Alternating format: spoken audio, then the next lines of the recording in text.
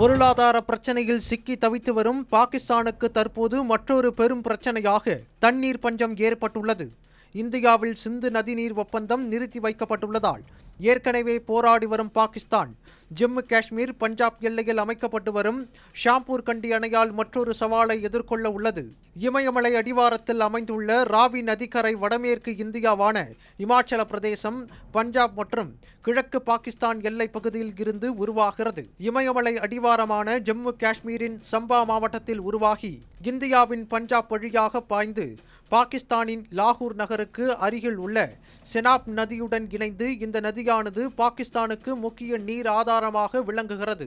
இந்தியாவில் போதுமான நீர் சேமிப்பு இல்லாததால் பல ஆண்டுகளாக ராவி நதியில் இருந்து வெளியேறும் நீரானது பாகிஸ்தான் பகுதிக்கு பாய்ந்து வீணாகி வந்தது. இந்த நிலையில் பாகிஸ்தான் வழியாக சிந்து நதியில் இணைந்து அரபிக்கடலில் பாய்ந்து நதி நீர் வீணாகி வருவதை கண்ட இந்தியாவின் முன்னாள் பிரதமர் இந்திரா காந்தி 1982ஆம் ஆண்டு ராவி நதிக்கரையின் குறுக்கே அணை கட்டுவதற்கான ஒப்பந்தத்தில் கையெழுத்திட்டு அடிக்கல் நாட்டினார். ஆனால் மாநிலங்களுக்கு இடையிலான சிக்கல்களால் தடைப்பட்டிருந்த இந்த பணியானது 2018இல் மத்திய அரசு தலையீட்டிற்கு பிறகு தொடங்கியது. கடந்த ஆண்டு ஏப்ரல் 22ஆம் தேதி பகல்காம் பயங்கரவாத தாக்குதலை தொடர்ந்து பாகிஸ்தானுக்கு எதிரான ஒரு தீவிர நடவடிக்கையை பிரதமர் மோடி தலைமையிலான மத்திய அரசு தீவிரமாக செயல்படுத்தி வருகிறது.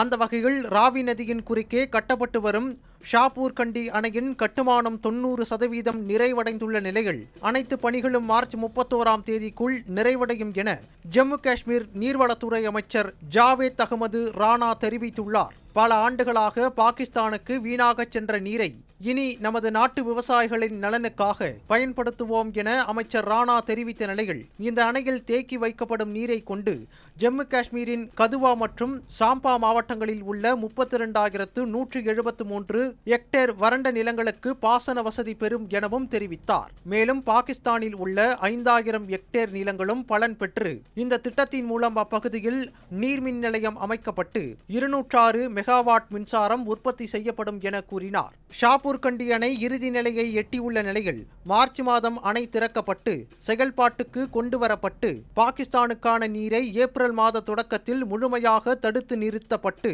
இறுதி வரை பாகிஸ்தானுக்கு வீணாக சென்ற நீரை இனி நமது நாட்டு விவசாயிகளின் நலனுக்காக பயன்படுத்துவோம் என்று அமைச்சர் ராணா தெரிவித்துள்ளார். இந்தியாவின் காஷ்மீரின் இந்த அதிரடி நடவடிக்கையால் பாகிஸ்தான் கதி கலங்கி போய் உள்ளது.